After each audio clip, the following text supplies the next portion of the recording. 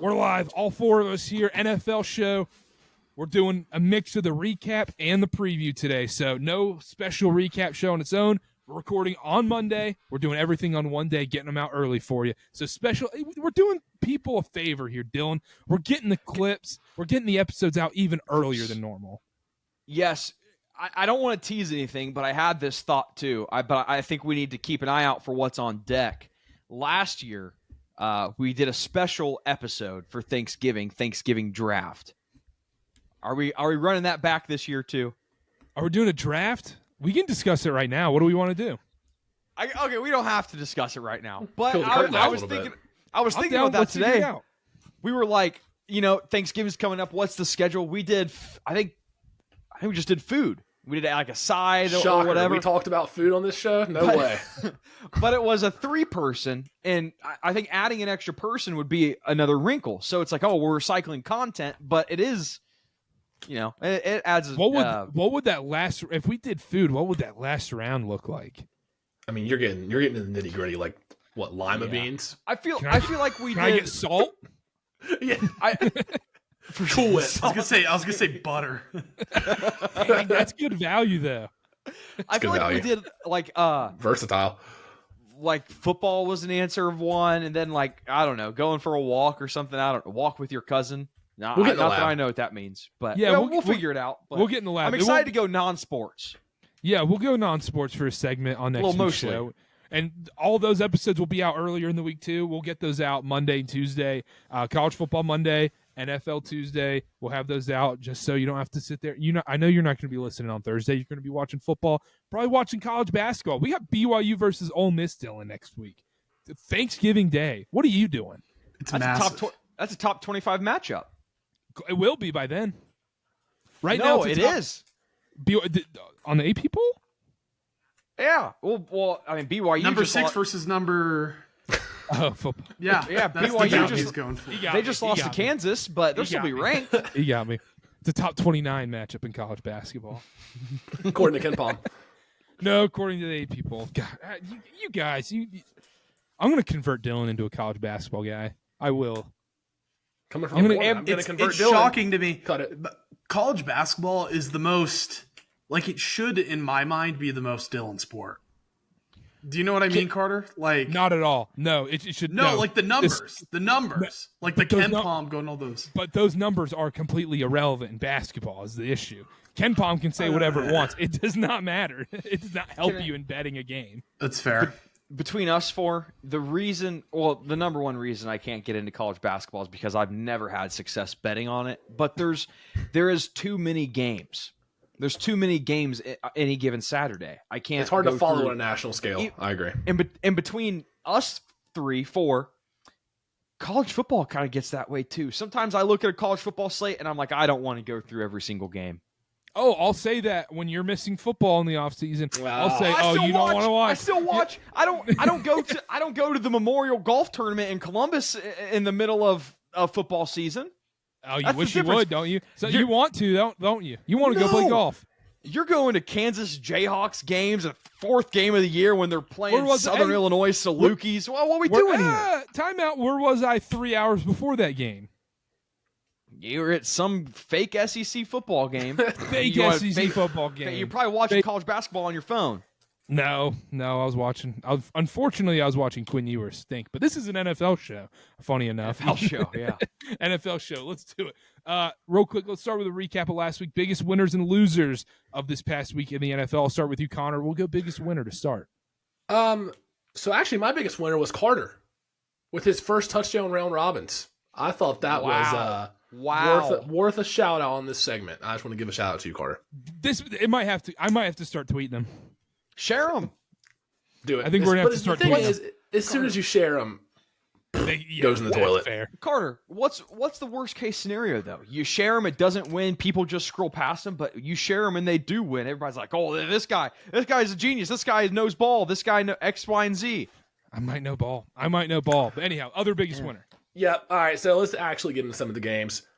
My biggest winner is Anthony Richardson because I have been trashing him all year long, and he had a great game on Sunday. So I want to show that when you have a great game, I will give you your flowers. He was 20 for 32, 272 yards, 3 total touchdowns. Jets defense, definitely not all it was cracked up to be preseason, but Anthony Richardson led a drive and won the game against the Jets team. So I want to give a shout out to him. He's one of my biggest winners. Jets 1-5 since they fired Saleh. 1-5. Yeah. It was his fault. Stop. It was his fault, Dylan. You know it was. Yeah, it was his fault. There's nothing else wrong in the Jets camp. Dylan, who's your biggest winner?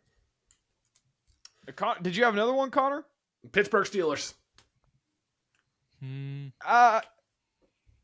you elaborate? Pittsburgh Steelers just because defense. they won? Pittsburgh Steelers defense. Well, time of possession, Pittsburgh won at 36-24. In a game where their offense was pretty inept, the Pittsburgh Steelers defense stepped up and made life hell for Lamar. And actually, Lamar's my biggest loser. So those can go hand in hand. Can I jump on the Steelers point real quick? Because I was worried you were going to come in here and start poo-pooing on the Steelers because of turnover luck and I'll poo-poo on the Steelers offense. Steelers defense was good.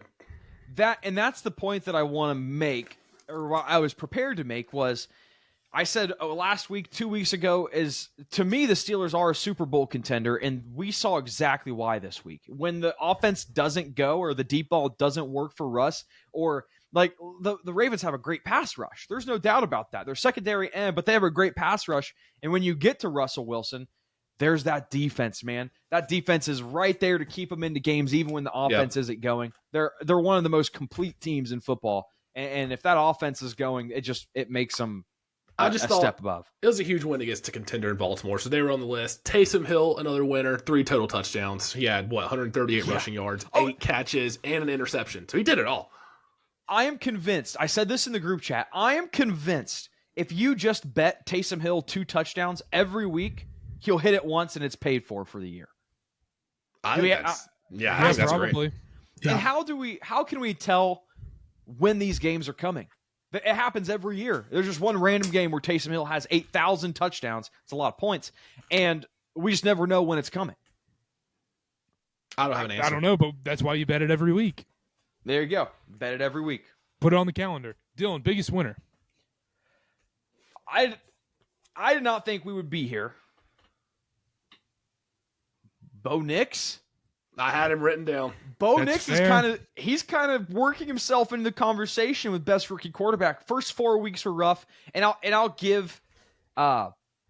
tamper expectations a little bit. I think that for the Falcons, coming off a divisional game, a loss, going to Mile High, I didn't think this was a great spot for the Falcons in the first place, and we know the Falcons' defense isn't that great. But Bo, 307 yards, 4 touchdowns. The dude just lit it up. We saw a little Cortland Sutton action. Bo Nix, I think he's at least earned himself a spot in the conversation for Offensive Rookie of the Year. Yeah, I think that's fair because he dominated Atlanta this past weekend, and he played well enough to beat the Chiefs. They blocked a field goal for the win. Yeah. He played well enough to keep them in that game and probably should have won. So I'm with you on that. Bo Nix, somebody I thought coming into the year. Honestly, I didn't know if he'd keep the starting job. I thought he'd be that bad. He has proved me wrong for sure. At Arrowhead too last week. And I don't believe any turnovers. He took care of the ball. So he had a fumble. Was there a fumble? He fumbled once, but yeah, he's been better as far as interceptions go the last few weeks. Yeah, I'm still not in on Bo Nix, but he is the biggest winner this week. What does in look like? Wait, what do you mean? Like you say you're not in on Bo Nix. What is in? Is that Offensive Rookie of the Year? Is that top 5? I think he deserves to be in the Offensive Rookie of the Year conversation. You know when it's like, hey, that guy deserves to go to New York for the Heisman Trophy. That's how I feel about Bo Nix in the Offensive Rookie of the Year conversation. He deserves there might to be a little recency bias here. Yeah. You still taking Caleb Williams to start a franchise with over Bo Nix, franchise quarterback? Yep, I am too. Mm-hmm. Same. I don't want to overreact. Yeah, I'm not overreacting yet. I could be talked out of it eventually, but yeah, I could have been talked out of it. But Ben, who is your biggest winner this week? I think for me, it's the Buffalo Bills. We haven't really mentioned them much. I don't think the dog is cool at the Buffalo Bills. Not a great. No, he did not like that. That Chiefs is a fan. Swiftie. Yeah, that's a Swiftie dog. Just cratering any Bills talk we do. I think I'm with you. They finally got the monkey off the back, beat the Chiefs. Regular season game, not the playoffs, but still. For sure, but it's big for morale. This is a team like they beat the Chiefs a couple of years ago, but this is a team that whenever they play the Chiefs, or they lose by 3 in just in a very annoying fashion. So it must be nice for them to go, okay, we got them. Another one, if we're talking about offensive rookie of the year, another winner of the week is Brock Bowers. Oh yeah, 13 catches. He was amazing, and he has fully probably cemented himself in that conversation as well. And, I think you're right. And as potentially the best tight end in the league. Like he's in in a weird year for tight ends. He's in the conversation. You're right, Karter. He's in that conversation now. I think that's a great point. My biggest winner this week. This is a team I think I've said are frauds multiple times. I've been out on them a little bit. The Seattle Seahawks. They proved me wrong. Thank you. They did it. Fully. You deserve it, Dylan, because the Seattle Seahawks go in and beat the Niners. The Niners, probably will be someone's biggest loser in the next segment, but the Seahawks team somehow gets it done. That Geno run, I don't care. If you're a neutral football fan and you didn't have money on this game, that Geno run to win the game was so awesome. It was so freaking cool, and it was almost like that Monday night game when he just balled out and he's like, I ain't right back and all this stuff. It was so cool. But yeah, Seahawks biggest winners. That division's a disaster right now. Disaster. 3 teams 5-5, and somehow, some way, the Arizona Cardinals are 6-4, winning that division right now. There's potentially 4 or 1 playoff teams in this division. It's the hardest division to figure out in football, and I think, I don't know, not to preview too early, but San Francisco, they're gonna have to turn it on, either this week or next week. We thought coming into the year this division would kind of be, we had a few picks. We said the Rams were going to be good. We had a few picks for this division that are pretty interesting. But now it's like, all right, 49ers, it's time to really buckle in because there's a world they miss the playoffs if they keep dropping games like this. Yeah, 100%. Biggest loser, Connor. Yeah, biggest loser, Lamar Jackson. 5 starts versus Pittsburgh. He's been sacked 22 times, 8 picks, 7 fumbles, 5 total touchdowns, 1-4 record in those 5 games. I don't know what it is. Lamar's great if he's not playing the Steelers or the Chiefs or, a consequential playoff game. No, I'm just kidding. That's my biggest loser, though. Seriously, they shut him down. I want to know what Lamar's record is against what we envision as elite coaches in football, the Andy Reids of the world, Sean McDermott, Mike Tomlin, Dan Campbell, those type of guys. I want to know what his record is against these guys. And you know what? If you're the Ravens defense and you hold the Steelers to 0 offensive touchdowns, you expect to win that game. So for Lamar to lose that game, that's all I needed for him to be my biggest loser. That's a game you got to win. Yeah, 100% agree there, Dylan. Biggest loser, Chicago Bears. Losing in tragic, heartbreaking fashion. I think now, since the Brett Favre era, the Packers are 51-15 against the Bears, I think. And even, I think they've won 11 straight. They haven't beat them since 2018. Just really brutal stuff from the Bears, and they can't break it. They had the chance to. And what was the line? They said something about Cairo Santos has a low trajectory, so they knew they were going to be able to block it or something like that. Just makes the insult to injury that much worse for the Bears. And they had plenty of time to run another play to get them closer. And it looked like when I was watching the game, it looked like at the end, like the commentators are kind of looking like saying like, oh yeah, the play's coming in. Oh, it looks like there's some miscommunication. Like it looked like they wanted to run a play, or at least everyone was expecting to run a play, and then Eberflus was like, we're not going to run a play, or they couldn't get the play in. There was something weird going on there. But yeah, if they got like 10 yards, as like the Packers locker room said, guys in the Packers locker room said, it could have been a different story. Yeah. And I'm not a Caleb Williams apologist where I'm like, oh, it's all Shane Waldron's fault or Eberflus's fault or whatever. They're not out there making the throws, but it sure as hell doesn't help a rookie quarterback when you're so mismanaged and poorly coached. That does not help, as we've seen in Carolina. And he wasn't that bad yesterday. Like he looked a lot better. Yeah, he was a lot better. So. Yeah, no, I 100% agree. The Bears were my pick for biggest loser. Ben, what's yours? I'll go 49ers.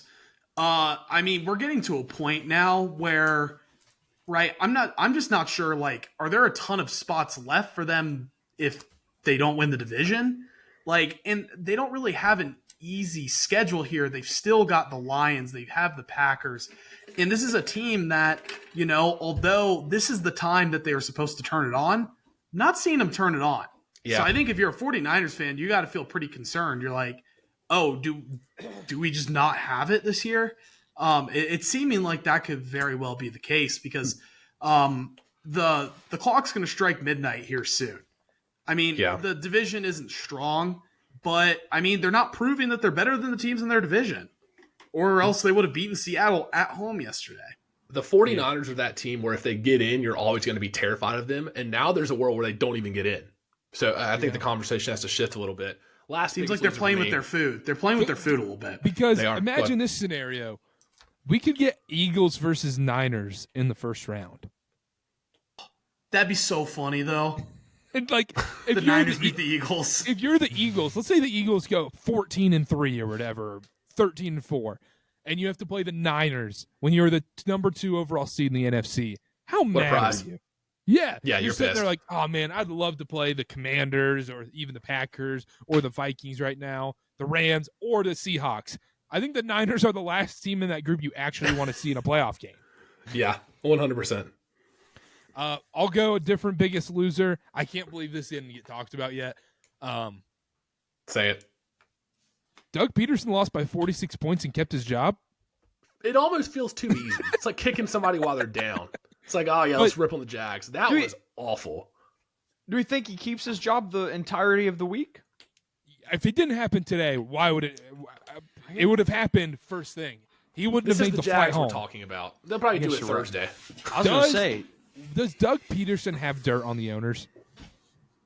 This is crazy right now. Every single week of this NFL season, we've sat here and gone, okay, Doug Peterson fired after this game. Oh, Doug Peterson, he's not going to make the flight home. Oh, Doug Peterson, he's done. They lose by 46 points. Doug Peterson. Yeah, next week we're going to come out and we're going to try our best to win a football game.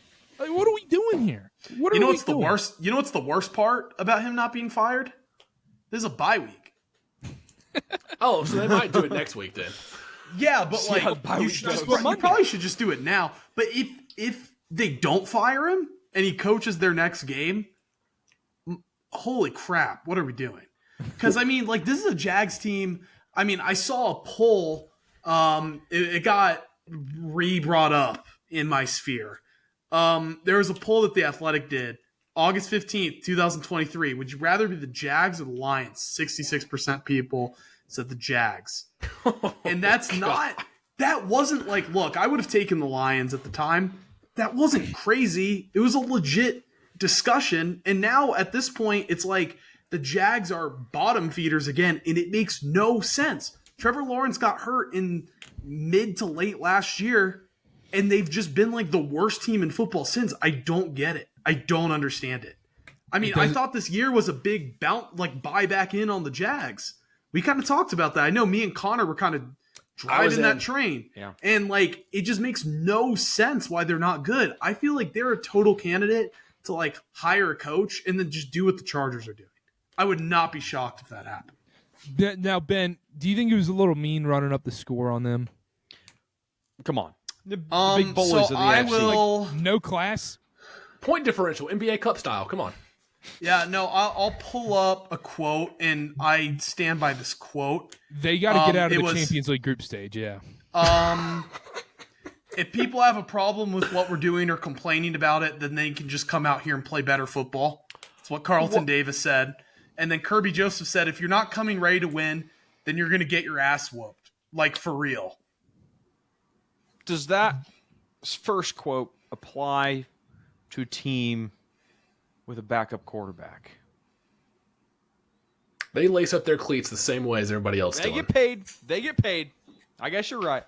Well, I mean, Mac Jones was a first-round pick. You could just be that. Pro Bowler Mac Jones, by the way. Yeah. Pro Bowler. Come on now. Pro Bowler Mac Jones. How bad is he? He stinks. That's tough. I think that, and I understand the problems with Jacksonville supersede Trevor Lawrence's injury. Do you think that's buying any time here? Oh, you got blown out by 40+, but you had Mac Jones as your quarterback. But things were off the rails with Trevor Lawrence. Yeah, we've seen enough. Sure. And your team's just not trying. Like, That's a big thing. They mailed it in. Yeah. There's no reason the talent on the field, like they shouldn't let any team in the NFL 7 drives, 7 touchdowns. And it wasn't even close. It wasn't like, oh, here's a 3rd and 11 they have to convert. No, 1st and 10, 8 yards, 38 2nd first and 2. downs. No, it truly felt like watching, like the Lions are my favorite team, and I sat down, watched that game, and it was like the first week of the season when you watch your team play an FCS team. It's like Duke playing Vermont. That's what it felt like. That's really what it felt like. In the NCAA tournament. Or Duke playing Lehigh or Mercer. Yeah, exactly. Or Virginia playing UMBC. We can do this all day. We can do this all day. Or Furman or Ohio. Yes. Yes, we can go all day with this. But go ahead, Connor. Is it possible? Real quick on the Jags. This is just a stupid point. Mac Jones, Blaine Gabbert, Blake Bortles. If you took the name off the back of the jersey, I would think they're all the same person. You saw Blake Bortles AFC Championship appearance, correct? Mac Jones AFC divisional appearance. I don't.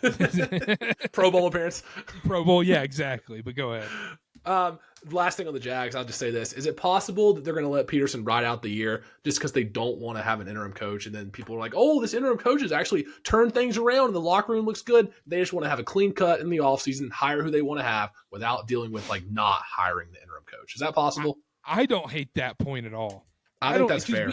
We see that constantly because I'll tell you what. Yeah, both sides of it. You see the Panthers when they had Steve Wilkes, and you're like, oh, they should probably hire Steve Wilkes, and it doesn't work out that way. But then you look at the Raiders side of it. Antonio Pierce comes in. Guess what? I don't think Raiders fans necessarily love Antonio Pierce. No, but and the irony, players loved him. You're in a bad spot. You have to do it because the players wanted him there. Sorry, my dog's mad and he's scratching the wall. So if you hear Antonio Pierce, all right. No, but what I was going to say was, especially, it's so funny that happened to the Raiders because they had to do it not only because the players loved him, but because they had Rich Bisaccia that all the players loved, and then they hired Josh McDaniels instead of keeping him after he did really well. So, like, they had to do it the other way, and it just burned them. Like, I think if you're the Raiders, though, you cannot fire Antonio Pierce during the season. You're like, nope. Like, we're not letting some interim coach put himself into this race. We're not doing that. We're waiting until the end of the year so we can't get tricked by someone and then have the fans turn against us. And the other point is, Doug Peterson and a guy like Antonio Pierce right now, they're going to give you the best chance at getting the best pick in the draft right now. Facts. There you go. Yeah. All right. I like how we got there. That was fantastic, Dylan. Okay. Anything to add? You're sitting there over there just twiddling your thumbs, I guess, Nope, nothing. Mailing it in. I'm thinking about Ben's dog, if you want me to be honest. Thinking about Ben's dog. I love pugs. Do you? He's a good boy, but he's kind of he's pissed off right now for who knows. Dylan, he wants to eat loves early. Ball. He's talking ball. He's like, I want to talk ball with you guys. He's like, I want 4:15 dinner. Can I pose the early bird special? Dylan, do you like Kia Souls? My mom has one. Do you like? That doesn't answer the question. I do like them. Yeah. Okay, that's all I need to know. I drive a Nissan Cube. It's the Kia Soul's like long lost loser cousin. That's one way to put it. Efficient on that's all gas. I needed to know. Roomy. That's all I needed to know. Nice. I drive a giant truck, like the biggest lifted, truck. raised. Yeah, you do. Yeah. Truck nuts on the back. Yeah, lifted so many inches. Crazy. Park it in the cookout parking lot. Yeah, parking the cookout parking lot. Hear you coming from Ogden down Provo. Oh, there's Karter coming down. Whatever that height was, it 85, 15. What did you say? 15. I-15. 15. Yes. Yeah, going down to Orem for you. How about that? All right, let's preview some games here, Dylan. South Jordan. South Jordan, yeah, that's another place. Stay there on my honeymoon. Stay in South Jordan on your honeymoon. All right, Embassy Suites. Embassy Suites. I love it. Hilton Thursday guy. night. Now I've got the image of Dylan in the Embassy Suites in his honeymoon on my mind. This is not good. Beautiful view of the mountains. Made to order omelets. Did they have free breakfast? Yeah. But it was superb. not like a Hilton. It was like they had chefs. You went up through the line, and they made you your omelets and your all that, and yeah, it was a big deal. I love it. How about Steelers Browns? Do you love that? Don't love that. Fun fact: do you remember when DeMar Hamlin died on the field? I do remember when DeMar Hamlin died on the field. We were watching that game on our honeymoon. Wow. And we were like, "There's no way they don't play this game." Now, what about Steelers Browns? Oh, Have the Browns played anybody? They have, and they have lost. Yeah, they've lost to everyone. The Steelers are a 3.5-point favorite in this game. Game's in Cleveland. It's going to be nasty, nasty weather in this one. High 30s with precipitation. The total is 35.5 here, fellas. I love it. It's not low enough. It's what? 35.5. That's went down. It opened at 39. It's not low enough still. Oh. What do you mean it's not low enough? I don't think there might be 20 total points scored. And I mean that sincerely. 20 total? I can't believe I didn't take it. Home divisional underdog of more than 3 points. We just did this with the Steelers playing against Baltimore. We just had this scenario. And I know Cleveland sucked. This is a letdown spot for the Steelers. I was on them last week. I actually got it right. I was on the Steelers last week after all season. This is a letdown spot. The Browns, as bad as they've been, this is going to be a 13-10 game. But I don't think it will be a 13-10 game because I think the Browns can keep it close. I don't really have a strong opinion on the spread or either side. But with the Browns, Jameis is throwing a pick six against the Steelers team. And if Jameis is playing against the best defense in football, I can't go against a 35.5 total. I can't bet the under there because there's going to be I think the Steelers are going to get great field position multiple times in this game. They'll probably kick a field goal. 0 offensive touchdowns against that horrible Baltimore defense that we talked about being so bad. No offensive touchdowns. And a horrible pick in the end zone by Russ. But this Cleveland team stinks. We're not talking about a great defense in Cleveland.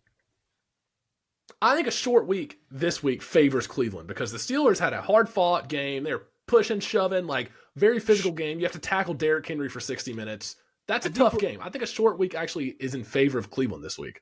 I think we're arguing two different things here. I think I'm arguing the over and you're arguing the Browns. I think you're right. Because I think you're right. But also, you can't take the over. You can't take the over. You just can't do it. I can. I most certainly can. I won't trust the Steelers. The offense. Can't do it. Saints scored 35 on this Browns team. The Chargers, 20. Teams are scoring on them. And in a dome. In a dome, okay. Dome. Sensitive subject. Chargers game was in Cleveland. Well, come on now. Sunday, the Saints Superdome. They're in a dome. Okay. We're in a dome. So in a dome, sure, whatever. It doesn't matter.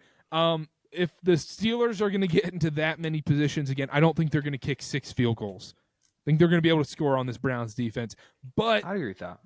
The spread's only 3.5. It seems the Steelers seem too easy to the naked eye. 5-game win streak. Everyone's going to be like, oh, look at Pittsburgh. Nope, I'm hopping back off. Give me the Browns +4. And the Browns are playing for absolutely nothing. Absolutely nothing at this point. It is just Jameis going out there playing for vibes, I guess. Let me make a case for Pittsburgh. I'll make a case. Because I agree with most of what you guys are saying. We saw that Pittsburgh's offensive line struggled with the Ravens' pass rush, and I think we've never questioned their pass rush. They were just their secondary that's been poor, and the Browns have a decent pass rush. I think where we find some inequalities is that the right side of the Steelers' offensive line is not great. The left side's a little bit stronger. That's the side that's going to be tasked with getting Myles Garrett.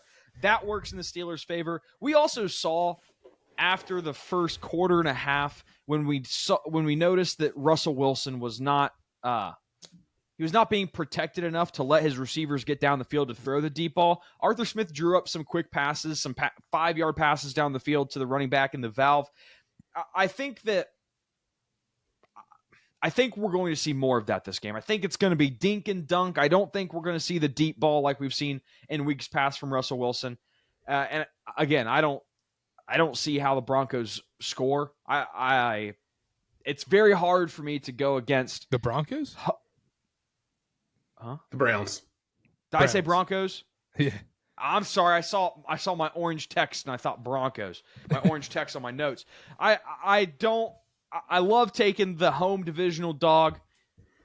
I'm going to have to stay away, but I do think under. Thank you, Dylan. Thank you. AFC North matchup. Come on. It's going to be gross. Yeah. Short week. Run the ball. The problem is with those low totals is it's always alive. It's always alive for that over. One long play and it's over season. Then I want you taking 75-point unders because it's alive. That's the only bet that you start off winning. Isn't that right, Dylan? That's right. But guess what? The over wins in like the second quarter. That's awesome, isn't it? What? The under you can't win until the clock hits 0. The over you can hit immediately. Okay, that's fair. That's a fair point. Yeah. I hate it, but it's a fair point. So the over is better with your cardiologist, right? Because the under you're stressing longer. When I bet an over and we're in the fourth quarter and I'm 3 touchdowns away, that's pretty rough. It is pretty rough. Then you start doing. There is no dumber feeling than when you bet an under on a game and it's 21-21 end of the first quarter. Must have been how people felt last night. Bengals Chargers. On the next one. Yeah, Bengals Chargers. I will say betting an over that is low scoring until the fourth quarter will have me doing like Pythagorean level math in my head. Like, oh, we need a safety and a field goal and then a return extra point to get this over. It's that like times 10 in basketball. Having a basketball under is the worst thing on planet Earth with free throws at the end of a game. It's like a 6-point game at Kansas, Michigan State. I had under 150.5. And it was like 17 points away with a minute 20 left. I'm like, okay, we're good. Oh, I mean, only hit by 2. The classic foul down 12 with 30 seconds left. Yeah, just foul, BS. You're in this game. Ben, Steelers, Browns, who you got? I got the Steelers here, but I do think it's a close game. I do think there's a slight letdown spot, and I do think that leads to, as Connor said, another gross, low-scoring game, which isn't honestly anything bad or against the Steelers. That's kind of the way they want to play, and it's working out well for them.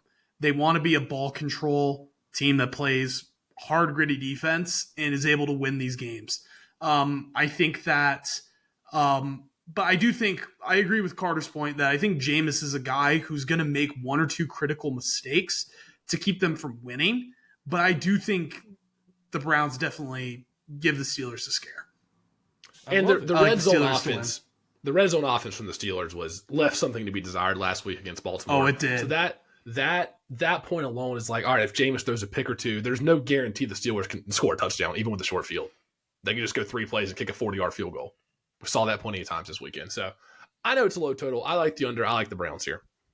All right. Can I break some news since we talked basketball? Maybe break some news for Ben here. Okay. National League Rookie of the Year, Paul Skeens, just announced. Jackson Merrill hosed. Was he? It's all about the media narrative. He's dating Livy Dunn. That's it. If he wasn't dating Livy Dunn, would he win it? Absolutely not. That's it. That's all I got. And that's talking baseball. And now it's talking baseball. Vikings Bears. The game is in Chicago. Minnesota's a 3.5-point favorite in this one. Total is at 39.5 at Soldier Field.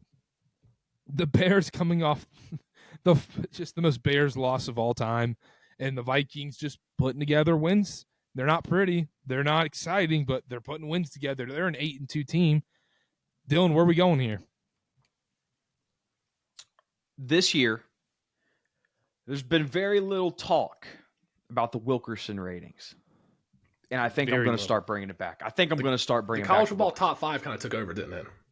That's everybody wants to talk about the college football top 5, but the Wilkerson ratings have always been data driven.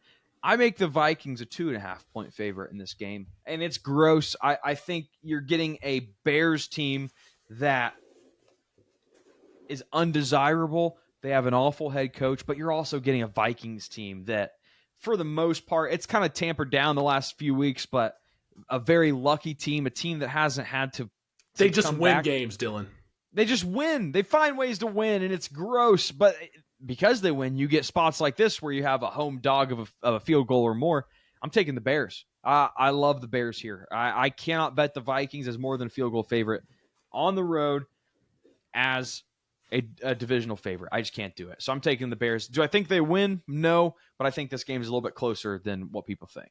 Can you trust Caleb Williams in this spot, though, against a Brian Flores defense that's going to get after him against a weak offensive line? Can I do you one better? Go for it. Can you trust Sam Darnold outside against this Bears defense?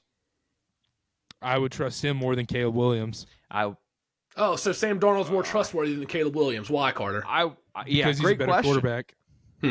I would say it's a wash. I would say a wash for me. A wash? I'd go wash. I don't think I would go that far.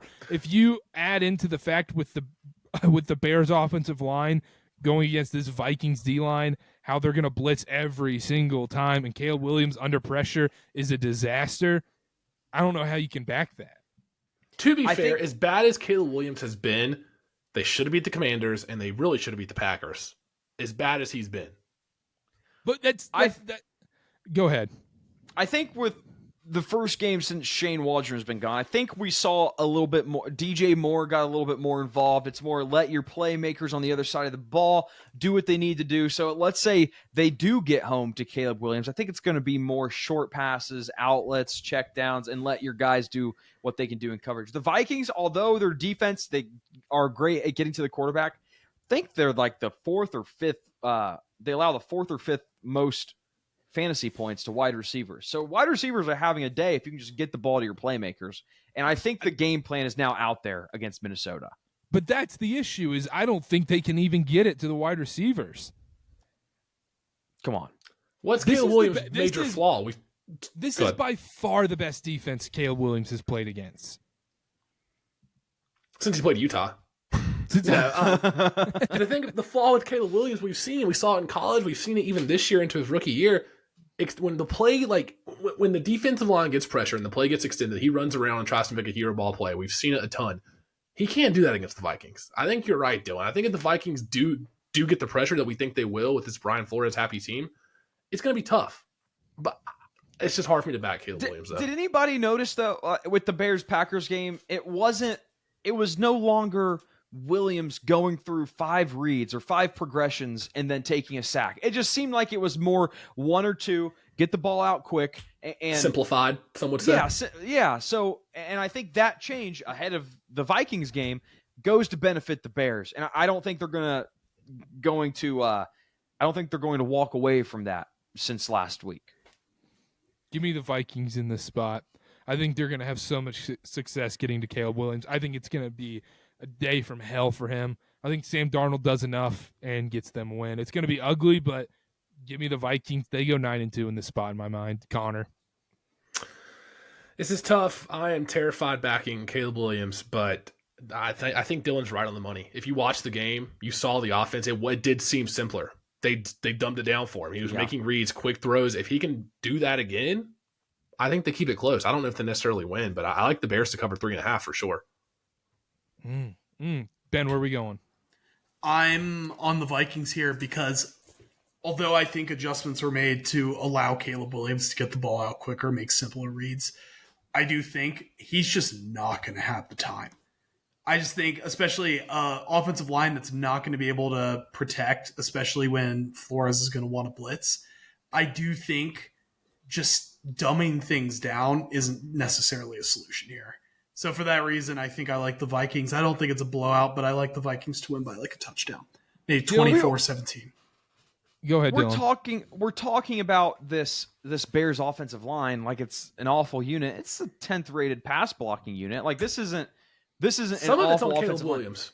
Line. But and that's the thing. Some of it was. And I think I brought that point up a week or 2 weeks ago that he's responsible for like 26% of his pressures. Caleb Williams is. That's changed. It's not the same game plan anymore. And let's not act like this Vikings offense has looked anything remarkable. They scored 21 on the Colts, 12 against the Jags, and then 23 on the Titans last week. You can almost guarantee 2 turnovers every Vikings game. Yeah. I think you could say the same about Caleb Williams. That's fair. I don't think that's crazy. Dylan, what about this stat right here? You're looking at PFF. I said, you know what? I'll log into my PFF. I'll look too. Yeah, log into your PFF. Your PFF's different First than mine. time all year you probably logged in, huh, Dylan? Yeah, you forget the password? Caleb Williams under pressure His PFF grade drops 31 points. Okay, it's Carter. But I understand what you're saying but you're saying there's no way that Caleb Williams is going to get pressured because he's just going to get the ball out in screen passes and short slants. I am not as silly as to say there is no way. In this crazy sport that we analyze, there is a way for. Heck, I think there's a way the Panthers beat the Chiefs this week, Carter. I think there is a way. Guys, there's a path for them to win the NFC South. There's a path. People are going to get mad about my Ohio State hate. Some will say this is even more irrational. I'm not saying they're going to. I'm just saying there is a path. Okay. All right. What I'm going to say is sure. There's a possibility that happens. I think it is less likely to happen now than 4 weeks ago. Okay, fair. You want to move on? Look at that. As simple as that. All right, nice. We got there. 49ers at Packers, games at Lambeau. The Packers are a 2-point favorite, over under 48.5. The Packers are a 2-point favorite after their miraculous win over the Chicago Bears, Connor. This line makes no sense. It doesn't. I feel like even with them almost losing to the Bears, in my mind, it seems like the Packers should be favored by more against a 500 49ers team. You say the Packers should be favored by more? Doesn't it seem like that? They're 7-3. Here's the thing. No. I'm not backing the Packers, but the fact that this line is so low scares me a little bit. The Niners haven't been good this year. Who are their signature wins against? The score will not reflect it. The score will not reflect it, but they played very well against the Bucs. They played very well against the Bucs. Well, yeah, Jake Moody cost us a parlay leg. 9 point. Yeah. I'm not saying that because I'm in support of the Packers. It just feels like this line should be like 3.5 in Lambeau, and it's the fact that it's not tells me the Niners are going to win. I'm on the Niners this week. I don't know if I made that clear or not. The 49ers, they blew the game against Seattle, and Green Bay probably should have lost to Chicago. However, this Packers defense just let DeAndre Swift average 5 yards a carry. DeAndre Swift, 5 yards a carry. McCaffrey had like 130-something yards in their playoff matchup against the Packers last year. I think he has a huge game against this Packers defense. Niners are 5-5. The time is now for them to take this division seriously because, like we said, there's a real world they miss the playoffs if they don't start winning these games. I think Brock Purdy's going to have a good game outdoors in Lambeau. I know it's a little scary. I think they lean heavy on McCaffrey, and I think we get the first glimpses of the 49ers team that we've seen in the last couple of years this week. And people are like, wait a second, 49ers, they're probably still going to win the division, and they looked good against the Packers. I think the 49ers win outright. I think they win here in Lambeau. I 100% agree, Dylan. No, I agree too. This is getting concerning. We're getting the game day graphic. You think the Lions fan in the bottom right is going to say the Packers are beating the Niners? No. I will say there are some injury concerns here. Kittle didn't play last week, and he wasn't on the IR, but we don't know if he's going to play this week. Then Bosa get a little banged up too. I saw that he was questionable. And then on the Packers side, Jair Alexander got injured. Bosa already won his Super Bowl this year, so yeah. Bosa's cashing it in. Yeah, he's throwing in the towel. He might get a cabinet spot. You ever think of that? Good. Matt Gaetz is getting a cabinet spot. Secretary of Defense. Yeah, exactly. There we go. Yeah. The key here for the San Francisco 49ers, you have Xavier McKinney and Evan Williams on the Packers defense. They're two top 10 safeties. They're great in coverage, but their tackling is where they struggle a little bit. And Brock Purdy doesn't really throw the deep ball. I think he's 20th of 25 in deep ball throw rate, like how often he throws the ball more than 20 yards. So I think that there's opportunities here for the San Francisco 49ers team. Like you said, Connor, Christian McCaffrey, checkdowns, let your playmakers do the work. That is better equipped to expose the Packers safeties than trying to throw the ball on them because they are so great in coverage. Get the ball to your playmakers, allow them to make the plays if you're the 49ers. Both teams pass a lot, over 55% of the time, and they're two teams that are in the bottom half of the league in their tackling grade. So I would say maybe even over, but I like the 49ers here. You hit on the safeties and the lack of tackling. What do the 49ers love to do? Quick hitters, dump downs to McCaffrey, Debo wide receiver screens, bubble screens. They love getting the ball to their playmakers to the line of scrimmage. If you're bad at tackling, you're going to get exposed against an offense like that. Get to the second level, bring the safeties in, and make them miss some tackles. And I think that's the game here for the 49ers. I'm not going to repeat too much of what you guys said because you guys just nailed it. 49ers every which way for me. 49ers money line. I might even look into 49ers alt spreads on this game. Can I go breaking news? Relevant breaking news. Yeah. This is Adam Schefter. 49ers head coach Kyle Shanahan said that Brock Purdy has right shoulder soreness and will now be considered day-to-day. It's tough. Give me the 49ers. Yeah. I like it too. Yeah. Their game plan is not going to be changed whether who's 49ers backup. Why do I want to say it's not who is the 49ers backup? Blaine Gabbert? That might be right. I think it's Blaine Gabbert. I kept wanting to say Sam Darnold. I don't. We'll get Nick Bosa. We're getting Brandon it Allen. again. Brandon Allen is the 49ers backup, and Josh Dobbs is listed as the third string. Oh, Josh Dobbs is there. Dylan's Get the Pastronaut in there. Get the Pastronaut in there. His fall off was crazy. Brandon Allen. Schefter also just said Nick Bosa has a hip oblique injury and will be evaluated throughout the week, but we already knew that. The game plan for the 49ers, I don't think it matters if it's Purdy or... I mean, it's not going to be throwing the ball down the field. Exactly. So... And I think McCaffrey's going to have a massive day, run all over this team. And I think the Niners' offensive line is going to have a ton of success against this Packers D-line. They're going to control time of possession. And the other thing none of us mentioned, if we did Fakest Performance segment this week, I think all of us would have unanimously, I'm having a stroke here, said the Packers. Yeah. That showing did not encourage me at all for the future outlook of the Packers. I would have went Steelers. I'd have went Steelers. Steelers offense, yeah. I'd have went Steelers. Yeah. Offense, yeah. But, all right, let's move on. Eagles, Rams, Sunday Night Football. Eagles -3 on the road in Los Angeles. Dylan, what you got here? Tough one. Really tough one. The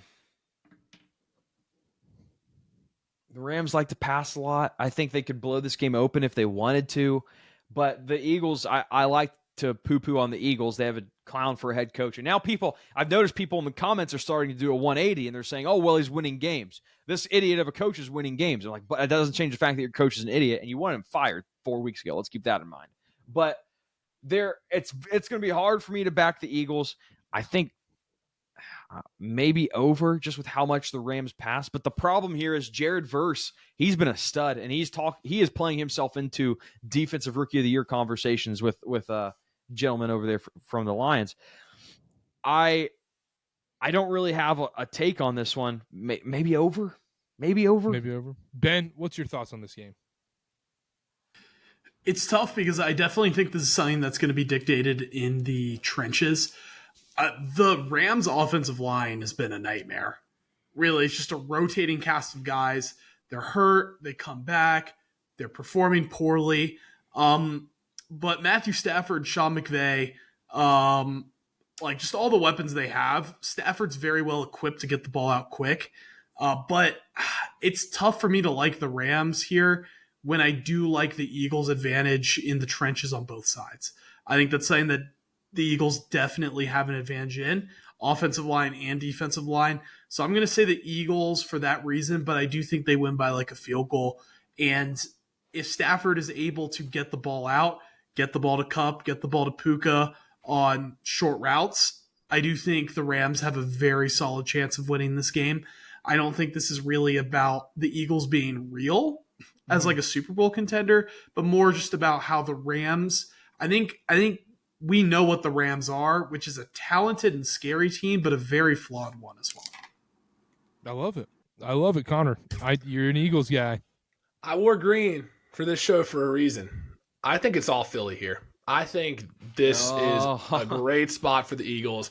They rank first in opponent yards per game this season, second in opponent yards per play this season for the whole year. In the last 3 games, I know what you're going to say. They played the Cowboys with Cooper Rush, and they played the Commanders too. They held the Commanders to 10 real points. That last Zach Ertz touchdown was garbage time prevent defense. So they held them to 10 real points. Say whatever you want to. This Eagles defense, since their bye, has kind of figured it out. They've been playing so much better with Vic Fangio than they were early to start the year, and Jalen Hurts has been better. We love to trash on the Eagles like Dylan was. He's been better. Saquon Barkley's been great. I called the Commanders game last Thursday. I said, give Barkley 30, 35 touches. You're going to win the game. What happened? They did that. Meanwhile, the Rams struggled to beat Drake May and the Patriots this weekend. Honestly, had a chance to lose that game. If Drake May had a chance to win that game for them. The Patriots had the ball for 37 minutes. Patriots might be good. They might be good. As much as I love Drake May, they're no. Best quarterback room in the league. They might be frisky. If the Patriots Deepest. held the ball for 37 minutes, what do you think the Eagles are going to do with Saquon Barkley? That's the key to beating this Rams team. Just don't get in the shootout. Eagles defense has been better. Hurts has been better taking care of the ball. I think it's all Eagles here. I can't take a side here. I think anytime I bet an NFC West game, I lose. Question here for Mr. Sparrow. Please, Eagles shirt, Mr. Sparrow. You listed off a bunch of great stats for the Eagles defense. Any comment on them having the 30th toughest strength of schedule? I took that into account when writing these stats down. If you look at what they've done against the better team since their bye, held the Bengals to 17 points, held the Commanders to 10 real points. Those are two teams that I think are pretty good, the Bengals and the Commanders. And if you just look at those games, the defense has performed a lot better after their bye week. Okay. But Connor, who have they played? Oh, we could do some schedule reading. Do they deserve a spot in the 12-team playoff? I don't know. I think the Eagles would get into. Would the Oregon Ducks beat the Philadelphia Eagles? There you go. People are asking. Dylan Gabriel, no. I like the over here. Dylan, like everything you mentioned, I like A.J. Brown to score a touchdown here in this game. I think he's going to have a nice game, and I don't feel strongly about either side, so I'm not going to lie to the people and say, give me the Eagles, give me the Rams. Show of integrity. I'm going to say I've become a fantasy football guy. I've become a daily fantasy guy. Check out the lives, whoever hasn't watched. Check out the TikTok lives. Goddard's going to have a big day. Goddard is going to have a big day. That's what I'm going to say. I love it. Real quickly going through some other stuff this week. For the parlay, what if we just did Jahmyr Gibbs, Montgomery, Amon-Ra, and I don't know, like Jameson Williams all to score a touchdown this week against the Colts? What if we just did that? We probably hit that more often than we do the normal parlay, to be honest. That's true. This Colts defense, they're going to put up points against them probably, and I feel like you can just pick a Lions player every week, and if you pick them anytime touchdown, they probably hit. Yeah, great strategy. That's good gambling. Is the Colts defense, are they that bad? They're not. Are you just saying stuff right now and then hoping to get 12th? Their 12th defensive rating? My understanding was they had a poor run defense. Their run defense is horrible. They're giving up like 140 yards per game. Bad tackling team, so that checks out. But really bad tackling team. Okay. We also have a lot of stinky games this week. It's not a great. We were blessed this past week. It's not as great this week. Yeah, Cowboys Commanders before the season. I mean, you would have said in opposite terms that would have been a Cowboys game. Now we're like, oh, I don't want to watch the tanking Cowboys right now. The Bucks Giants, yuck. Then we got Pats Dolphins, sneaky fun red zone game this week. That's one that I think so too. That's Dolphins on upset watch. Dolphins on upset watch, 100%. Lions Colts, Lions are always fun to watch, so there's that as well. You got Titans Texans, yuck. I don't want to watch Will Levis on my TV. No. Upset watch. Actually, you might not. You might be on something. Yeah. Upset watch. I think the Texans are always on upset watch. Oh, Dylan just loves the rest advantage. Texans are playing tonight on Monday Night Football. Dylan loves that. Yeah, that's fair. That's fair. Broncos Raiders. That is a classic PU poop butt football game in the afternoon. 1916 final. Yeah, but then that's true. That's true. Cardinals Seahawks, really fun game. Really decisive game actually as well. Fraud off? Maybe. But there is a game I didn't mention. Oh, that's right. Kansas City's an 11-point favorite this week against the Panthers. Panthers money line. Number one rule of the show. America. Do not bet the Chiefs over a field goal favorite. Facts. Dylan, are you taking the Panthers? The people are asking. Already took it. Took it last night. Wow. Plus 11.5. There we go. Wow. These guys get paid too. Yeah, apparently. Huge favorite, low total? Talk to me. But the issue with that is the Jags also got paid. And they lost by 46. Well, quarterback's injured. Okay. Andy Dalton got in a car crash, so same. But this is our real quarterback. True. True. 2-0. Bryce Young 2-0, really. Yeah, Bryce. Yeah, according to the college football playoff standards, he is 2-0. And so I don't like the over in that game. We didn't do a college football parlay. Yeah, we did. Yeah, we did. We did? Yeah. We did. I had BC UNC over. You're right. You're right. Yeah. I'm losing it. Oh, brother. The slate this weekend for NFL, 6 teams on a bye. Bills. Bengals, Falcons, Jets, Saints, Jags. Few good teams. Can I, unpopular opinion possibly, I like this many teams on a bye. Sometimes there's too many games at one time. I'm fine with that. I just want one more 1 p.m. game moved to the afternoon so it fills the quad box. I can't deal with when it's 3. Yeah, we need 4 afternoon games, and I agree with what you said because sometimes there are too many 1 p.m. games. But then you got next week Thanksgiving, kind of bad games. Spend some time with your family. No.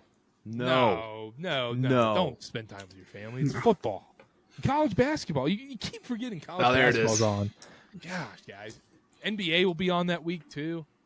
I am convinced. I have never seen an NBA game during the week of Thanksgiving. I don't think they play. I think it's a made-up sport during Thanksgiving. I don't think they just put out final scores. They put out final scores. They just simulate the games. They're like, this is how Dylan would like the games to be played. Simulate them through an AI-generated thing. I have never. Can you remember one NBA moment during Thanksgiving? No, I'm not paying attention to NBA during Thanksgiving. I'll say Tuesday on Thanksgiving week, I think the Nuggets will probably play the Jazz and they'll win 118-94. Do you know that's a fact? Or are you going to that game or something? Because that might. I think they're playing. I'm pretty sure the Nuggets. I'm pretty sure they do play that week. I don't know what day. And then the 119. They play Wednesday. Yeah. They play the night before. But 118-94. Maybe I should bet that exact score. Tickets are $8 if you want to go. Shout out SeatGeek. You can't get $20 off though. It needs to be a $50 minimum purchase. So get down to that take lower. 7 people. Yeah, get down to that lower bowl, and then you can start watching some Jazz and Nuggets basketball the night before Thanksgiving. Don't hang out with your family. Watch Jazz. John Collins take on Christian Brown. All right, Peyton Watson. Let's get out of here. Laurie Markkinen. NFL parlay. Markkinen. NFL parlay. Some interesting NFL ones parlay. this week. Who wants to start? I got it. Oh, I'm going to go Cardinals -1 here. I do think that we're giving Seattle a lot of credit. I don't think they're a bad team, but I'm not necessarily changing my stance on how I feel about the Seahawks because they beat the 49ers, specifically because Geno Smith started playing much better when Nick Bosa came out of the game.